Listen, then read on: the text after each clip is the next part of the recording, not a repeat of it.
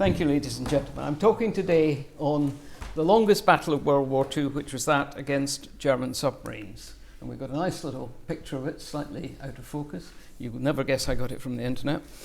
And what I'd like to start with is something which I've given a very ugly name, which is, it's not an epilogue, it's not a prequel, it's actually something from the middle of things, and in fact rather more than the middle of things. And where I'm going to start is the second 2/3 of June in 1944. Now you may think that's slightly odd, but what you're looking at here is the build-up of forces in Normandy. Everybody knows about the 6th of June. Some 75,000 troops were landed in one day. A great achievement. Nobody's knocking that. However, what is less well known was that one of the important things that had to be achieved was not just getting onto the beaches and out of the beaches, but it was actually also building up the numbers there. And the numbers they built up by the end of that month were 1 million men, which is an enormous number. Now that is a huge achievement in itself, but hang on a second, what are you actually going to do with these people? And more importantly, what do they need? And the answer to what they need is food, fuel, ammunition, vehicles, and lots of them. And you can't do that. It's not like being in Tesco's, where they have a thing called just-in-time ordering, or when I'm shopping, it's usually not just-in-time ordering, but it's a case of you have to stockpile an enormous amount of stuff in Britain for days, weeks, months, and years. And you can only do that if you actually bring this stuff, and the people, in many cases, all the North Americans, Canadians and Americans, across the Atlantic safely, and with some guarantee of getting them there. And that's why you have to have this transatlantic supply, and it's why it means winning what's known as the Battle of the Atlantic.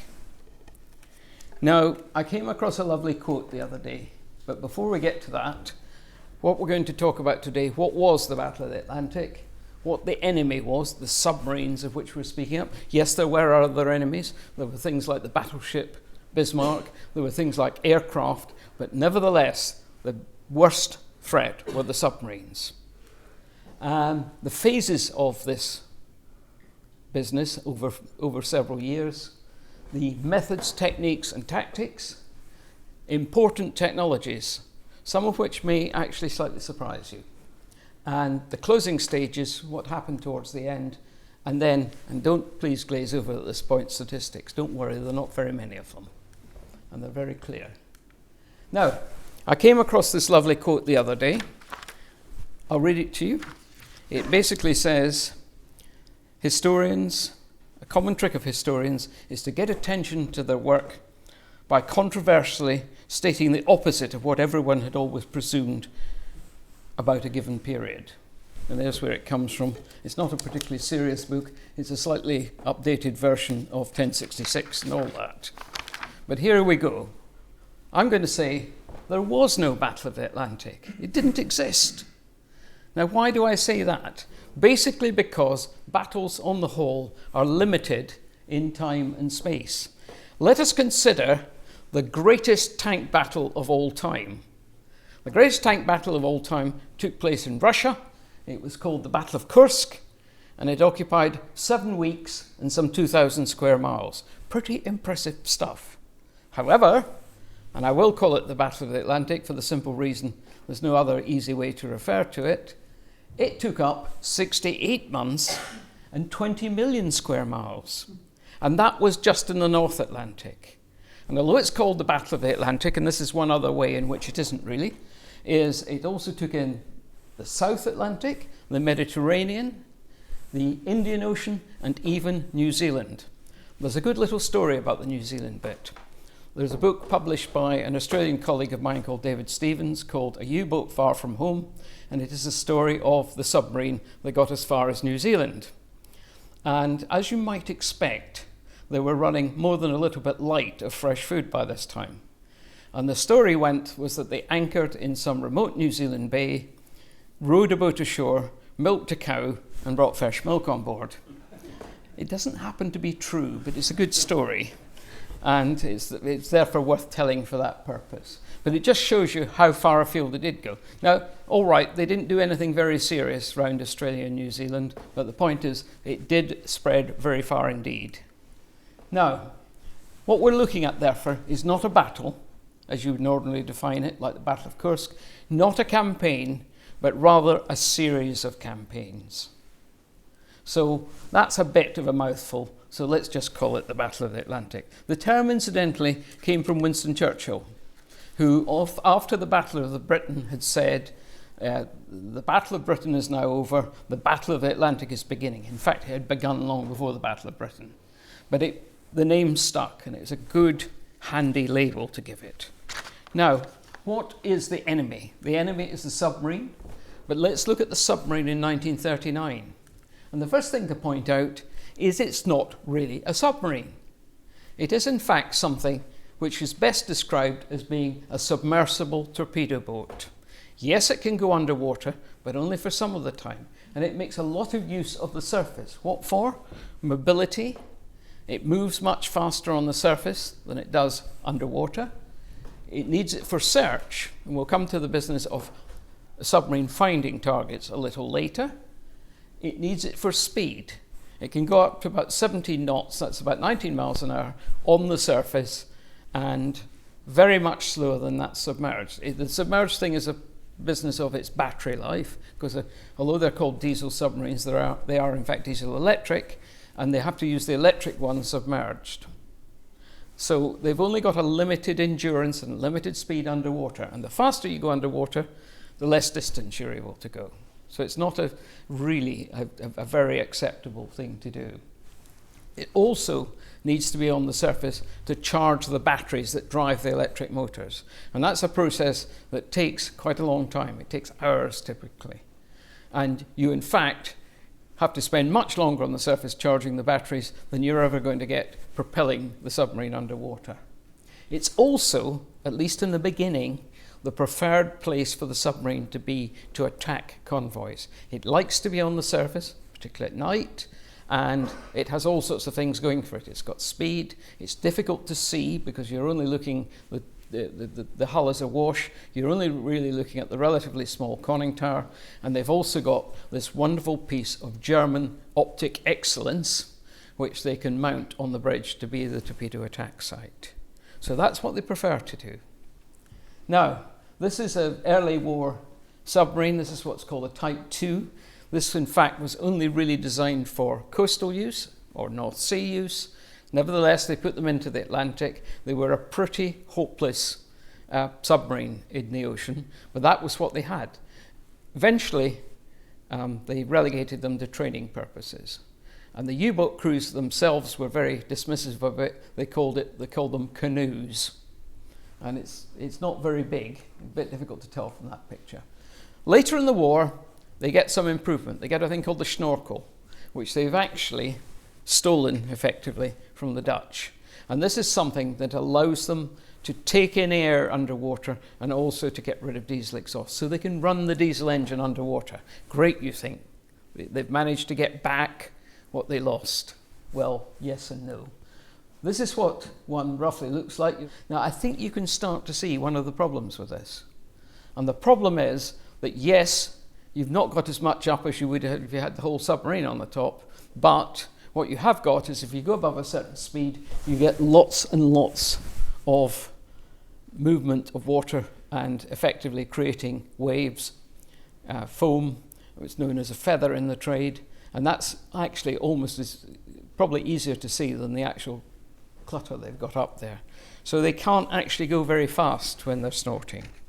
And the problem is you can get underwater running at the diesel engine, but you've still got limited mobility, and visibility is even more so. Instead of having half a dozen people on the fin of the bridge with excellent Zeiss binoculars, you've got one man looking through a periscope. And let me tell you, it's nowhere near as good because the periscope's only 2 or 3 feet above the water. So it's not the answer to everything. Numbers. The Germans started with a very small number. Everybody thinks they had lots and lots and lots of submarines. Well, they did eventually, but in the beginning they only had 60. And about half of these were the Type 2s, the small submarines. And so they didn't really have a lot of submarines. So any idea that in September 1939 that they were able to unleash hundreds of submarines into the Atlantic is just nonsense. They did get, as I said, some of them were not much used beyond the North Sea. By 1945, however, they did have several hundred submarines. Right, what's their big problem in many ways? Their big problem is finding targets. And how do they do this? Well, intelligence. It may come as a surprise to some of you to learn that long before Bletchley Park were able to break the German Enigma code, that the Germans were able to break the code we used. And they did do this from really quite early on. Now, they did this with an organization which was tiny compared to Bletchley Park. Why was this? It sounds completely illogical. And the reason was that the codes we used in the beginning and right through till the end of 1942 were basically not very good. And we didn't understand that they were doing it. Well, that's the bad news for us. However, the good news is that they weren't very good at coordinating it, at exploiting it. And for that reason, it was less of an advantage to them than it might have been. Air support. You think you get round the problem of the submarine not being able to see very far, not being particularly mobile, by having air support. And yes, they did fly, particularly the four-engined aircraft, the Focke-Wulf and Condor, and they were useful. However, they only had them intermittently. Why did they have them intermittently?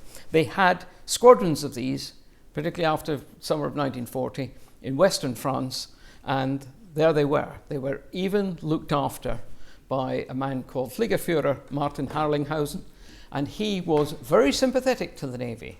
Why? Because he'd been a naval officer. And he was very keen to help the U-boats. The only trouble was that the top of his organization, the top of the Luftwaffe, was a man called Hermann Goering, and when he discovered that they were being used for this purpose, he forbade it. Fortunately, from a German point of view, he would then go off to his hunting lodge in Bavaria or wherever, do lots of hunting and forget about it. So Harlinghausen would start again. But it was so intermittent that it didn't really give them the useful service they needed. Thank goodness. And then you come down to the most important thing for them, which is the eye, pure and simple. And that's what they had to use most of the time. They were able to do their searches, which took a long time often. They would often go for days, weeks, sometimes even months, without seeing any sign of a warship, an Allied warship or merchant ship. So from their point of view, it's not very satisfactory. What is, however, is they have the best naval weapon of the period, which is the torpedo. And the torpedo, here's one being loaded into a German submarine. Why is it the best? Because it has a very large explosive payload, and secondly, it detonates underwater. And if you detonate an explosive underwater, it will be much more effective than putting it in air or up against a ship. So the torpedo is a deadly, deadly weapon. And that's what they've got. Now, it's pretty crude by modern standards. It's a straight-running weapon for most of the war. But later on, they developed what are called pattern runners, ones which will zig and zag. And even if you haven't aimed it directly at a target, stand a chance of getting something. And later still, they have homing torpedoes, which are basically designed as a weapon against the escorts of convoys, the warships around convoys. So, what are the different phases and operation types? And I realize this is a slightly boring thing, and I'll ask you at the start to think about two sorts of operations by submarines. One is when they are operating independently. Each submarine is responsible for its own conduct of operations, its finding of targets, its dealing with them. The other is as a group. Now, just before we started, a lady told me that she'd watched a documentary last night on television about Karl Dönitz, the German submarine admiral. And this made the point about him using these groups all the time. It wasn't quite like that, I'm afraid. In the beginning, he only had 60 submarines. He could barely get enough together into a group, for example. And so we're looking at independent submarine operations and group ones. And in broad terms, what you look at is for the first 9 months of the year, they're largely independent submarines. This is largely forced on them by the small number of submarines. In the middle of 1940, everything gets better for them. Why? Because instead of having to send submarines from Germany, they can send them from the Biscay ports. They have overrun France. It's much closer to get to the Atlantic from there. And so they start using group operations. Then, in December 1941, there's another very important event, which is America coming into the war, brought about, obviously, by Pearl Harbor. But one of the first things that Hitler does, and it's one of his greatest mistakes, is to declare war on the United States of America. Now, previously, he had not been sending submarines across to the Western Atlantic. He had also tried to forbid his submarines sinking American ships. Quite difficult sometimes that, to avoid it. But now the gloves are off, and he can do that. So what do the Germans do? They send submarines across to the east coast of the United States. Now, what makes it easier for them is that the Americans are far from smart in the beginning. For a start, they don't have a convoy system. For a second thing, they're more worried about losing the tourist trade in places like Florida and other eastern coast places than they are about the threat from submarines. So they keep all the street lights and everything brightly shining. So it's very easy for submarines to do well. And they send them across independently. And it's what the Germans actually call glückliche Zeit, a happy time, a fortunate time. And they are able to, notwithstanding how long it takes them to get across there and get back, they're able to sink quite a lot of shipping. So in that point, it's largely independent. And then from about the middle of 42 onwards, slightly later, you get them going back to group operations. And this tends to be in the mid-Atlantic. And this, if you like, is the sort of high point, the most critical point perhaps of the whole thing. And it's where they are attacking convoys in the mid-Atlantic.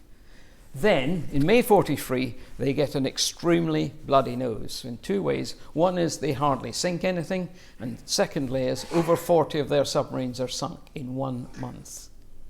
And they decide that this is really not a particularly useful operation of war.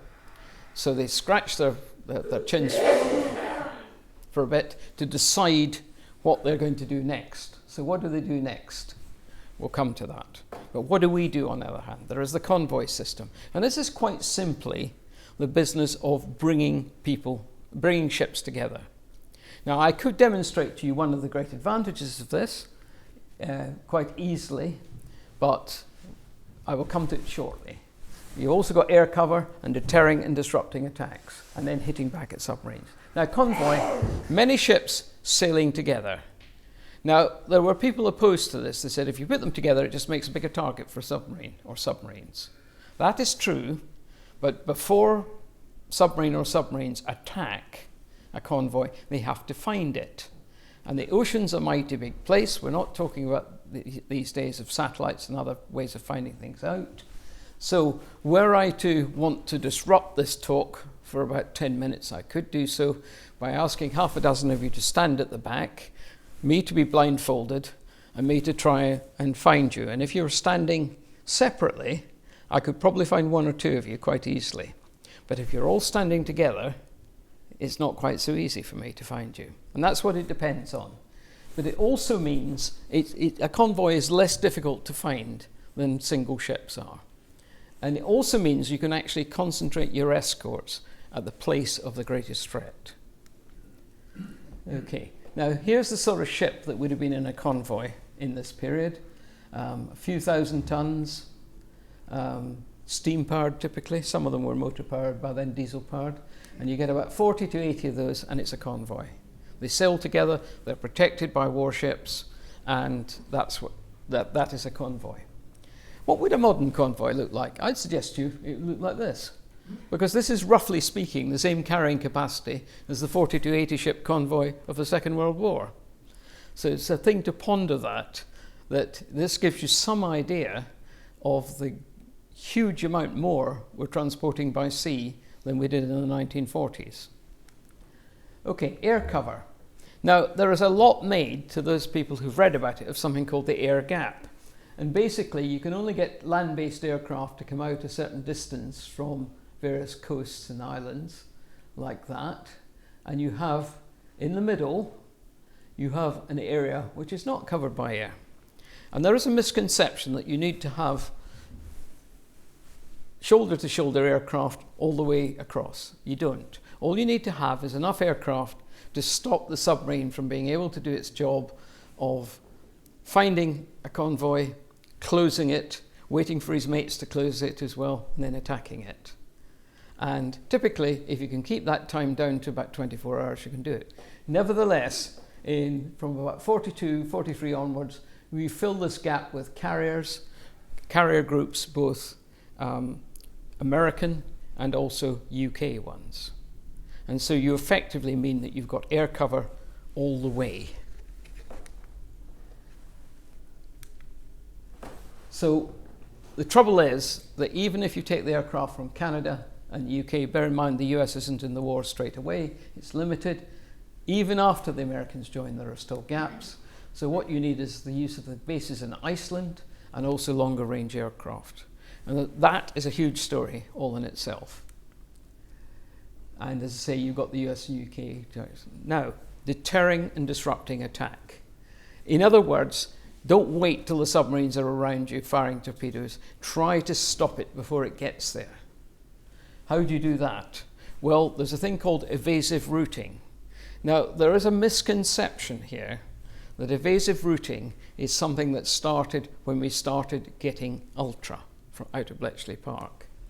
And what you've got to do is know roughly where the submarine groups are. There are various means by which you can do that without decryption intelligence, then sending convoys round them. And it works without decryption intelligence. Not as well as, but it works quite well without it. And it was working perfectly well before decryption intelligence was available, and also during the blackout period in 42, 43 as well. Eventually, however, there are so many convoys in the North Atlantic and so many submarines that it's quite difficult to practice evasive routing in any case, because they're just too much there, and the chances of one finding it almost by accident are so high. You've also got what you can do after one submarine in a group of submarines gains contact. What you do then is you force that submarine to submerge. How do you do that? You send one, maybe two ships of the escort down in the direction of that submarine. You've got to know where it is, and we'll mention something about that in a minute. And they hopefully make it submerge. After that, of course, it can't keep telling its mates where the convoy is. So you do that. You move the convoy radically as soon as you do that, and it comes up, look, Mum, no convoy. What are we going to do? We'll have to start the search all over again. And it may be that that is enough to guarantee no interaction with the submarine for the rest of that convoy's passage. So how do you actually hit back at them? Well, first of all, you attempt to detect surface submarines at night. And this is where radar comes in. This is where radar is immensely useful, because the problem is finding a submarine on the surface by night. It has advantages at night if it's on the surface. But once you've got radar fitted in enough ships, once you've got radar that is reliable, you can then say to them, sorry, but you can't actually use the surface anymore. And it does make life more difficult for them. Not impossible, but more difficult. You also try to get at them using sonar and depth charges. Now, later on, this all becomes more sophisticated. And we also start looking at developing specific tactics to search and then to attack. And these get quite highly developed by the end of the Second World War. So what technologies do we have? Well, mentioned radar. Radar is one of the most important single technologies. It's fitted in ships and also aircraft. Now, we've also got a thing called HFDF, High Frequency Direction Finding. Now, this is actually a technology, in a sense, that has been available for a long time. It was used during the First World War, but it was used from shore in the First World War. And you were looking at huge arrays of aerials, taking up several square miles. Clearly you can't do that at sea. But both British and American, and for that matter French scientists, worked independently and produced a device that could be put on board a warship, which would actually, if a submarine used high frequency radio, which it did when it was trying to report the position of the convoy to the other submarines, then it could actually get a bearing of that, and you could then start to do something about the submarine. You've also got sonar. What's sonar? We'll come to that. Underwater weapons, code breaking, and two things of which you may not be aware of: operational research and what I call bureaucratic engineering. Now, radar. Surface submarines, especially at night. From a surface ship, it denies them the use of the surface because you can immediately send an escort off to attack it. And the early ones were extremely crude. This is actually the size of the radar aerial on it. They were in that lantern there. I'm sorry it's a ship that appears to be sinking, but it was the best picture I could get of the aerial, fitted to a relatively small ship, a corvette, only a few hundred tons basically. Now you also, if you had them in aircraft, that gave you a huge search radius because of the aircraft speed. Now the early aircraft radars were pretty crude things. And I actually had, Hamish passed a letter on to me from someone who lives in Haslemere who had relatives who worked on this subject of radar. And the early ones were pretty crude. They used relatively low frequency and they were quite difficult beasts. Later on, they got much better ones, which enabled greater precision. And these were great. They also had a device called a Lee light. And this was invented by an RAF officer and basically was a very high-powered searchlight mounted under the wing. And you didn't turn this on until you'd actually got a radar contact. You were closing it, and then for the last mile or two of the run, you turned this light on, and with a bit of luck, you could actually see the thing. And when you see the thing, you could attack the thing. Okay. Many of the aircraft, by the way, in particular latterly, were American ones, either in American or RAF hands. Sonar. Transmitted sound pulse into the sea. When it bounces off a submerged submarine, you gain bearing, what direction it's in, and its range. Now the bad news is you don't get depth, and the further bad news is the range is limited to about 3,000 yards. However, even that is useful, and it's primitive, but it does allow operations against the relatively low mobility submarine of that period. What other sensors do we have?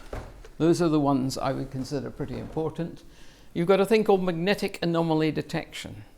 And what this does is it picks up differences between what you might call the background Earth's magnetic field and then the disturbed one caused by a metal object underwater, i.e. a submarine. And what I'm going to show you is an American aircraft, or American aircraft here. That is not a bomb that it is dropped. There is actually, and you can't see it in this photograph, but there's a cable that runs up into the aircraft.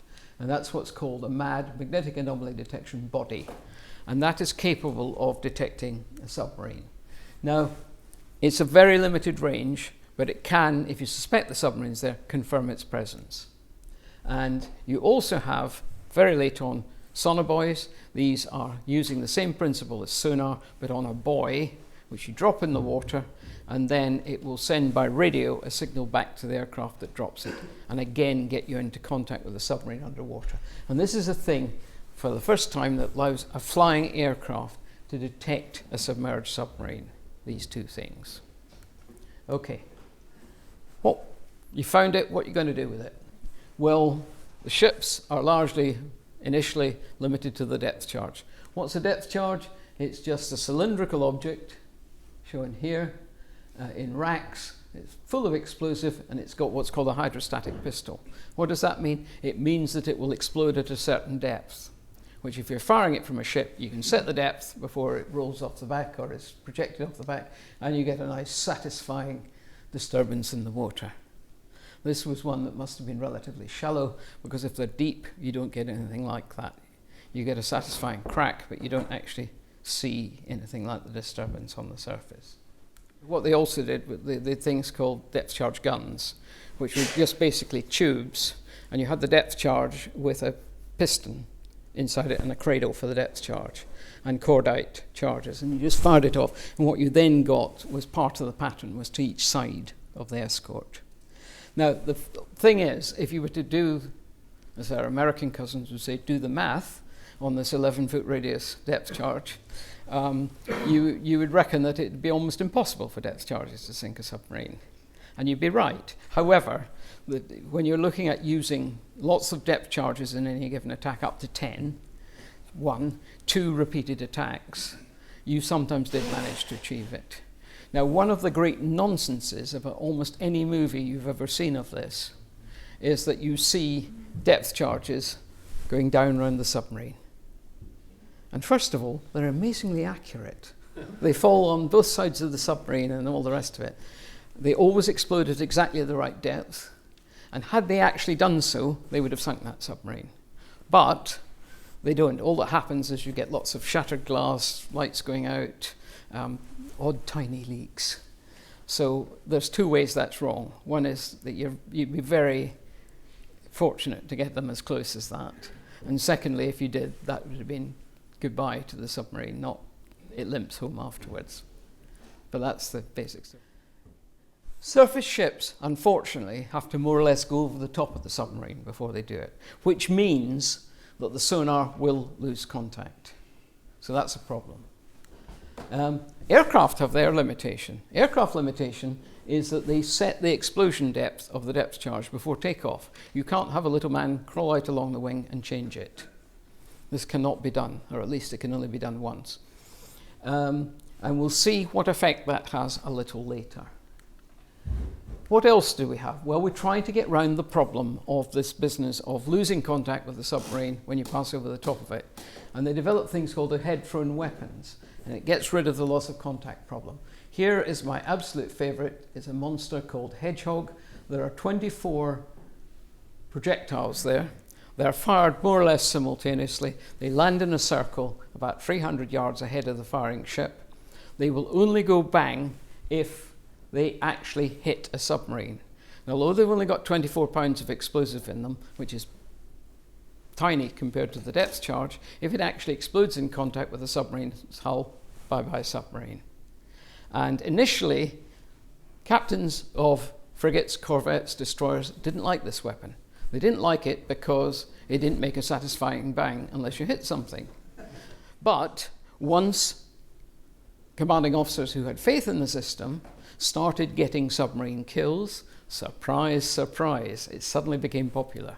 And it did very well. It was a very good weapon. And you didn't need to know what depth the submarine was at either. Right.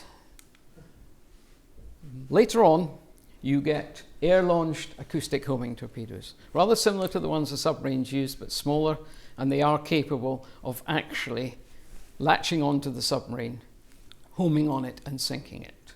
That's a very good solution. Code breaking. Now, I think everybody in this room knows about Bletchley Park. It's hardly a secret anymore. There was a Bletchley Park-related program on Radio 4 only about 2 nights ago, for example. It was also relating it to the present day, and particularly to the employment of women in it. Now, Bletchley Park was a huge operation. At its peak, they had some 9,000 people there. They weren't all working on naval codes. They were working on all the codes the Germans had.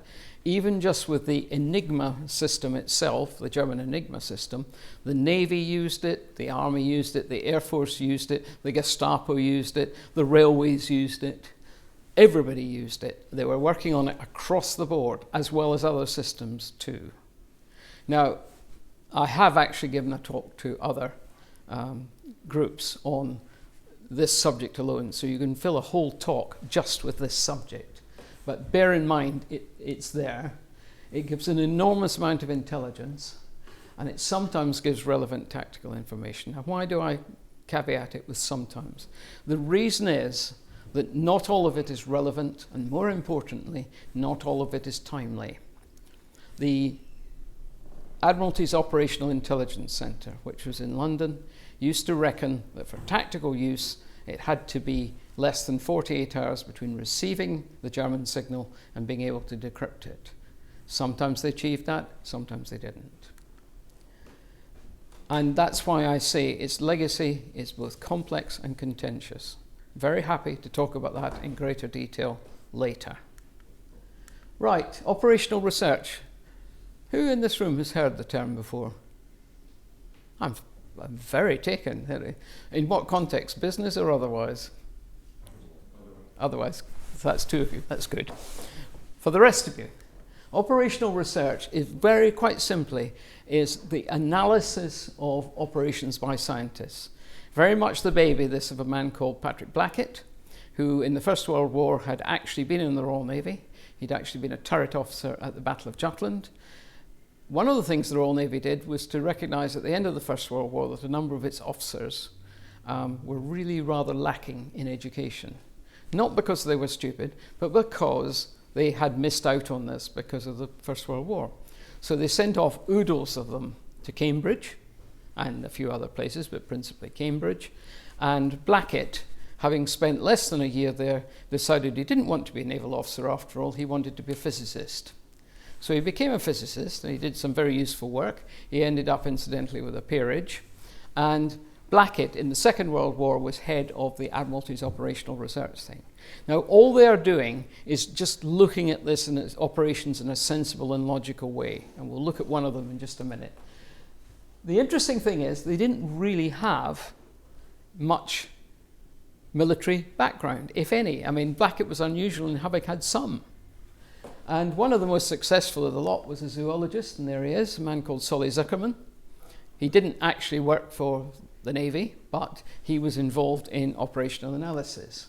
And it gave useful guidance on all sorts of subjects, such as convoy size. The generally held military opinion was the bigger the convoy, the bigger the risk. One of the things operational research was able to prove was that, in fact, the exact opposite was true. For all sorts of complex geometric reasons, the opposite is true. So the bigger the better, really.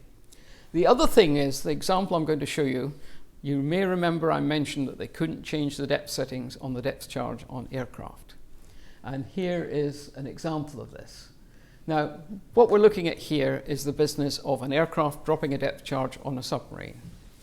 And at the outset of the war, the RAF went along to the Navy, Naval Intelligence, and said, what is the maximum diving depth of a German submarine?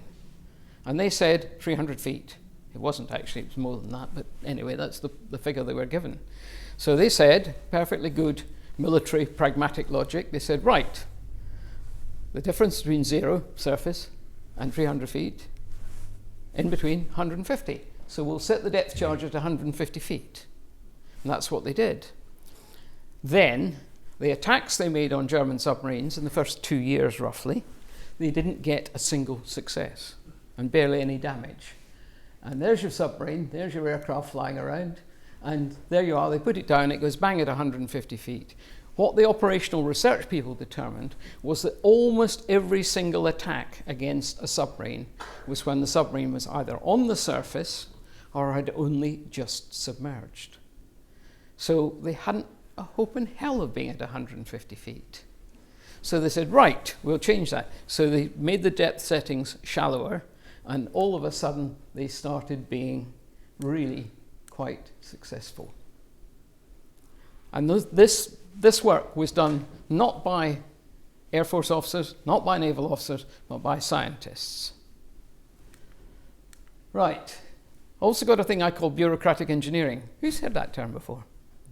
No, I didn't think so. I invented it. I use it for something very simple, which is that if you're looking at something as complex as the Battle of the Atlantic, battling German submarines, you are looking at a vast number of involved people and agencies and bodies. And if they can actually get along and exchange information sensibly, then you're actually going to do as well as you can.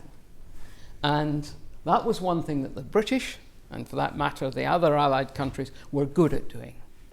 And so you get things such as the Anti-U-Boat Warfare Committee, which was a very successful outfit. It was a cabinet committee. You've also got the Joint Intelligence Committee, which again is UK one. And Germany, virtually no cooperation. The Third Reich did not believe in different bodies cooperating with each other. In fact, quite the opposite. I don't know that it was ever actually implemented, but they supposedly had a law that said that if you had unauthorized communication between them, it was a capital offense. And as a result, if you look at it at the nation level, the Axis, so-called Axis, sounds great. It's good propaganda name, good PR name, the Axis. Germany, Italy, and Japan, they hardly talked to each other, but they were supposed to be allies. If you looked at within the German services, Navy, Army, and Air Force, and you were given an example earlier of bad Navy-Air Force collaboration, and also the production and exploitation of intelligence. Now, I mentioned earlier that for quite a while, the Germans were producing good decryption intelligence. But what they were very bad at doing was actually exploiting it, making the best use of it, combining it with other sources of intelligence, going to the people who actually operated the submarines. The people who operated the submarines turned around to the producers of intelligence and said, thanks very much. They never got into any kind of discussion about it, how good it was, how bad it might be, how sure the producers of the intelligence were about it. So as a result, although you had this paradox that they had better intelligence, but they were less good at using it. And one of the key things in intelligence is not just to have that piece of information, but how you combine it with other things and how you use it. Now, I said I'd talk about the closing stages. From May 1943, when the Germans suffered that very big setback, they decided to switch to other operations. And specifically, they decided to go for convoys which were run directly from the USA to the Mediterranean. Bear in mind, by this time, end of 42, the Allies had invaded North Africa. And you go into 43, they start going into bits of Italy and, in fact, to Italy itself. So they're running convoys, not using Britain, but directly to the Mediterranean. And they choose us as targets. But they suffer losses. They don't do very well. They try something else from about 44 onwards, which is sending individual submarines. We're back to individual submarines again. West of UK and Ireland. Again, they're not very successful. And they also suffer losses to something the British start to deploy called deep trap minefields. Now, a deep trap minefield is very simple. Everybody knows what a mine is like. You've seen it at the seaside. It's got horns, it's got knobs on it. And it was basically held in the sea at a certain depth on a piece of wire. And then you had a sinker underneath it. If you want to sink surface ships, you put it to about 12 feet below the sea surface. But what you do here is there's a submerged submarine, which is what they had to be most of the way. It's much deeper than that. So they had minefields over which warships and merchant ships, Allied ones, could pass without any problem, but a submerged submarine would hit a mine. And that's what we had, and they were quite successful. One of the ironies of this, however, is we didn't know how successful they were until years later. And that was because a submarine that was hit by one didn't have the slightest chance, either as a submarine or its people, of survival. If you're at depth and you suddenly have the pressure hull gets ruptured by a mine, glug, you're downed. Okay. So, what else happened in the closing stages? You have a new generation submarine threat. The German submarine admiral, later head of the Navy, later still, the last few days of the war, takes over from Hitler, Karl Dönitz. He recognized fully that he didn't want to go into the Second World War with the kind of submarines he had. They were just not good enough. As I pointed out, they spent most of their time on the surface because they had to. So he starts a program of research. And the program of research in the first instance comes up with something totally way out and only capable of being a demonstration model. And this was something using a novel form of propulsion, substance called hydrogen peroxide. Don't worry, any of members of the audience who lighten their hair with it. It is not quite the same stuff. It is basically, but the hair lightening stuff is very much weaker. So don't worry, you're not in danger of blowing your head off. But this stuff, the concentration they used it at was very volatile, and it led to all sorts of problems. Meanwhile, however, they developed a new type of submarine around it, which was faster underwater, had longer underwater endurance, and here it is, it's called the Type 21 submarine, and they built these. and it was fast underwater and it could stay underwater a long time. This worried us. This worried us a lot because we knew that they were working on this. Now, the saving grace was that they used the Baltic for trials and training. And it was quite a lengthy process, trials and training with these new generation submarines. What could we do about it? We couldn't send submarines in there. The Germans were on both sides of the Skagerrak and Kattegat. We couldn't send surface ships in there, even worse. The one thing we could send in there were aircraft, and aircraft to lay mines, and that's exactly what we did. And we put mines down. Now, we didn't actually put a lot of mines down. In the peak year, we put 2,000 in. It sounds a lot, but if you know anything about mining, you'll know that's actually a very small number. However, the trick was that we knew exactly the right places to put them. The submarine exercise areas, the exits for the submarines, and so on. And what then happened was not that they actually sunk many submarines. What then happened was the Germans said, stop doing the trials and training. Wait till we've cleared the mines. And that took them a long time. And as a result, they weren't actually able to really deploy these new generation submarines. Now, if I was to tell you that there were over 100 of these submarines in commission by May 1945, and then, and this is the bit where you've all stayed awake very well, I'll ask you, how many of these submarines do you think were actually operationally deployed? Can we have a view? 10? Any more? 60. None. That's nearer. That's further away. The answer is 1 or possibly 2. It's a little bit, the records are a little bit vague on that, but certainly a very small number. In other words, this very big threat, this proper submarine, or nearer to a proper submarine, was actually countered. And it was countered by a very basic weapon, helped by a lot of good, and in this case, definitely, ultra-intelligence. So it's a very interesting outcome, this. Right, quick bit on stats. What are we looking at? Over the whole war, this is. Up to 1,200 German U-boats, Allied forces, and this is not all at the same time, as we say, but 3,000, 3,500, 1,400 aircraft. Any one time, you're looking at up to, particularly 1943, you're looking at up to 100 U-boats at sea at the time, and versus several hundred warships and aircraft. So it's large-scale stuff, this. Casualties, ships, getting up towards 3,000 merchant ships, 782 German U-boats. That's an awful lot. And people, 77,000 Allied sailors, that's merchant and naval. And however, the one I always find the most chilling was that of nearly 40,000 German U-boat men, 29,000 were lost totally. Okay, so here's the summary. We've been through all these things. I'm not going to run through them again, but just as a reminder. I'm now going to very briefly talk about recommended films and books. I'm only going to recommend 2 films, 3 books. The first one is The Cruel Sea, which is both a book and a film. And although some might view it as dated, I still think it is actually pretty good stuff. The other one is The Other Side of the Hill, as the Duke of Wellington used to call it. Das Boot, German meaning the boat, and it's about a submarine, and it's also very good. And one of the things the latter certainly gets across is the sheer tedium of it. Most of the time, submarines had nothing significant to do in terms of war fighting, and they couldn't even see anything of interest, as opposed to those highly action-packed movies that you get, these what I call the ping, ping, bang, bang school of history. Ulysses as a book? No.